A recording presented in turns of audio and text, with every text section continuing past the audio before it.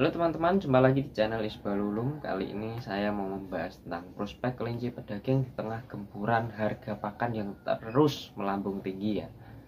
Baru saja saya lihat di story WA teman saya ada informasi kalau ada kenaikan harga pakan merek X ya, nggak perlu disebutkan karena nggak endorse. Oke, sebelum melanjutkan videonya jangan lupa tekan tombol subscribe, like, dan berikan komentar. Jangan lupa tekan tombol lonceng biar kalian nggak ketinggalan jika ada video-video yang baru ya.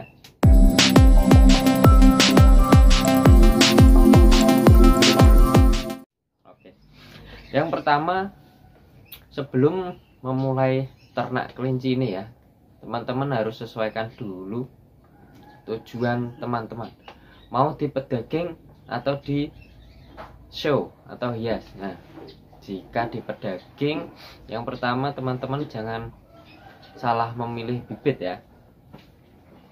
Biasanya untuk kelinci pedaging, rekan-rekan peternak itu menggunakan jenis kelinci New Zealand, Hyla, dan Haikol ya. Beda dengan kambing ataupun sapi, untuk kelinci ini ketika kita salah memberikan pakanan dengan transum yang perhitungan nutrisinya salah, itu bisa menyebabkan dampak yang buruk untuk kelinci kita. Misal saja di indukan nanti terjadi macet reproduksi ya, satu kali gagal reproduksi itu aja kerugian kita udah banyak ya, karena kita udah memberi pakan selama kurang lebih 1 bulan ya, tapi ketika ditunggu-tunggu waktunya kelinci lahiran, dia nggak lahir, ternyata bisa juga dia hamil semu atau karena keguguran. Nah, itu bisa dari faktor makanan ya, entah karena makanan itu kekurangan protein atau kelebihan protein, serat, ataupun lemak ya. Tapi di kandang saya yang sering terjadi itu, dulu sebelum saya begitu tahu tentang ternak kelinci, cara merawatnya yang benar itu gimana, saya rugi lumayan jutaan rupiah. Itu karena faktor pakan yang saya berikan salah. Akhirnya indukan yang saya pelihara itu ya coba saya potong apa trouble-nya pada indukan ini ya. Ternyata trouble-nya itu karena kebanyakan lemak. Nah, kalau di sini kelinci ketika kebanyakan lemak, terlalu berlemak gitu, dia akan macet produksi. Itu gara-gara dulu saya memberikan pakan yang salah.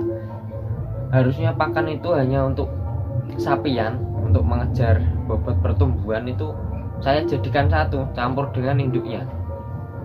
Jadi pakan itu kan saya beri pakan tersebut yang akhirnya berdampak negatif ya.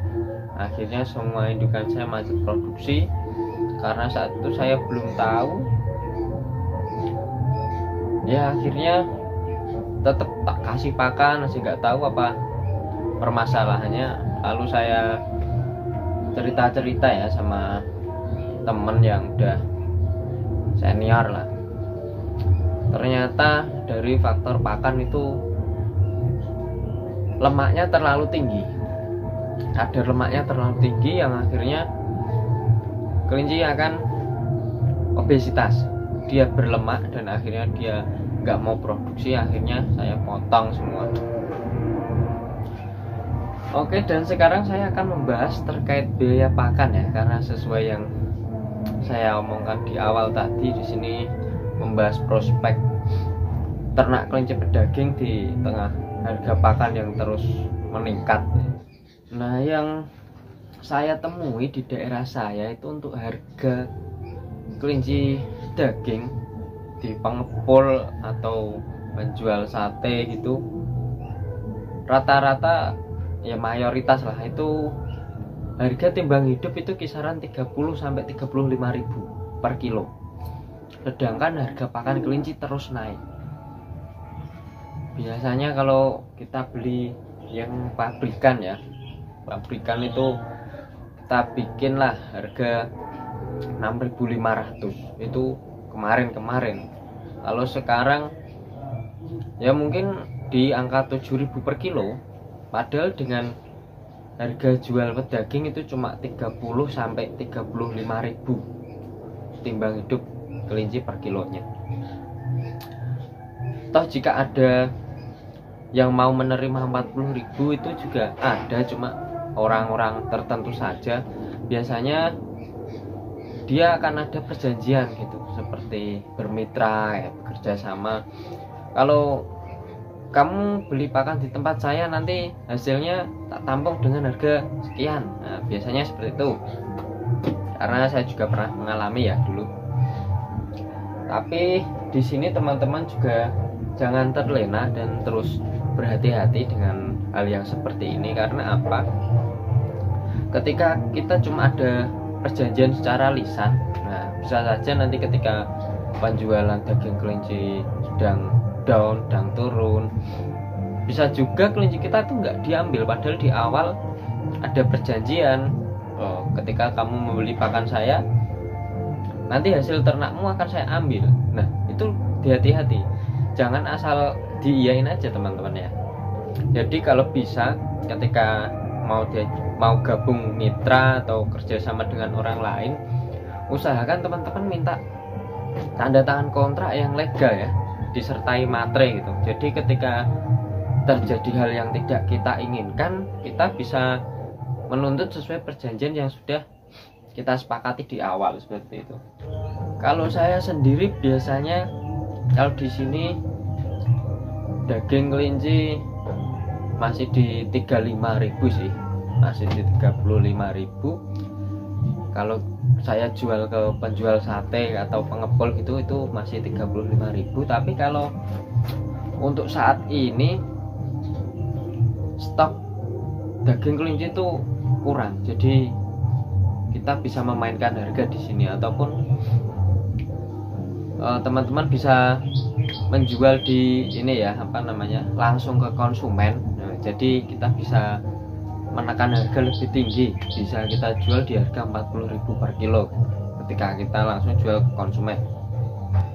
Nah untuk perhitungan pakan kelinci beserta takarannya itu sudah pernah saya upload ya di video sebelumnya, bisa kalian klik di bawah sini deskripsi ya, sudah saya cantumkan linknya, silahkan kalian bisa tonton videonya di situ.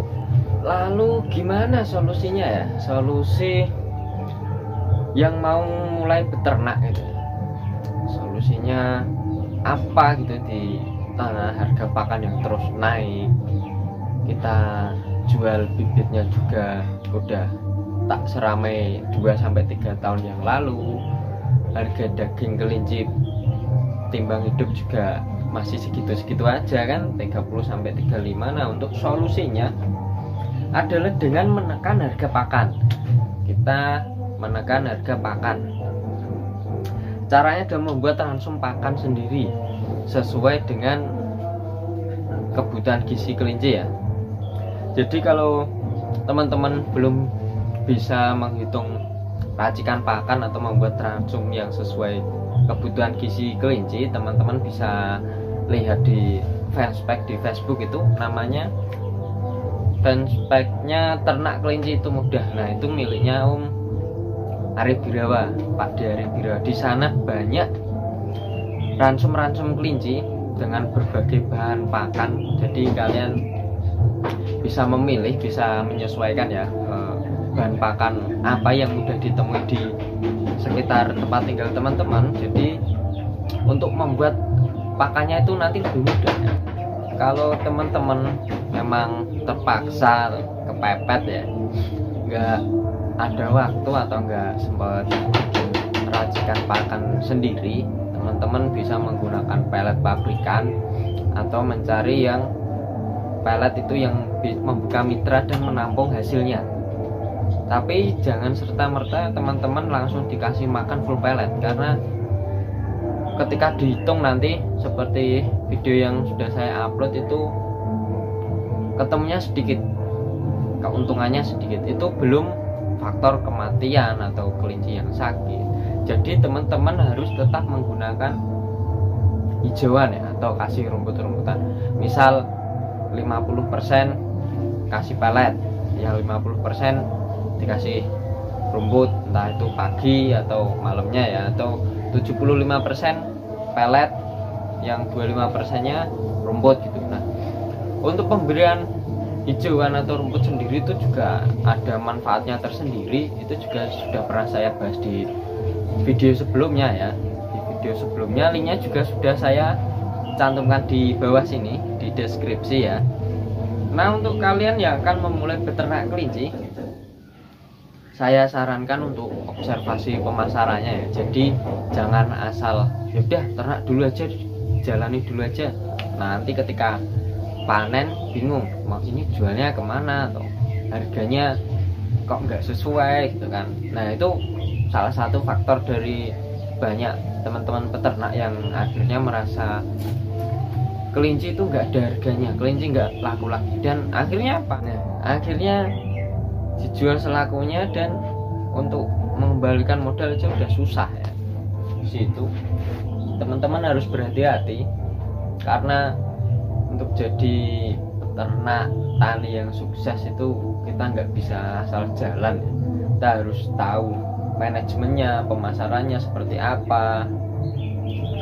Karena gini ya, ketika kita ternak, kunci suksesnya itu ada di pemasaran dan juga pakan. Karena untuk kelinci sendiri, ketika kita hanya memberi pakan rumput, itu pun pertumbuhannya akan lama, karena kebutuhan proteinnya juga dia kurang, kebutuhan nilai lemaknya juga kurang, karena rumput itu lebih banyak mengandung serat ya. Maka dari itu, ketika kita membuat ransum pakan itu harus dengan takaran untuk gizinya yang sesuai dengan kebutuhan kelinci ya,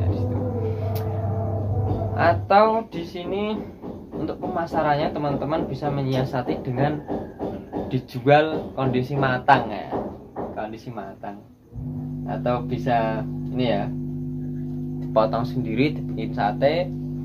Teman-teman bisa pasarkan dulu via sosmed ya, open order gitu. Misal jual sate, dagingnya, tulangnya dibikin rica-rica buat lauk sendiri. Nah, keunggulannya di mana ketika kita menjual dengan cara seperti ini? Ketika kita jual hidup, dijual bibit, pasti nanti ada tawar-menawar harga. Sedangkan kalau kita jual matang, dalam kondisi matang berupa sate ataupun olahan daging lainnya, nggak mungkin kita tawar-tawaran segini ya, nggak mungkin. Jadi kita udah patok dengan harga yang segitu. Biasanya kalau di daerah saya di sini di Pati, itu per 10 tusuknya kurang lebih yang paling murah itu 25.000 di sini, 25.000 sampai 28.000 ya.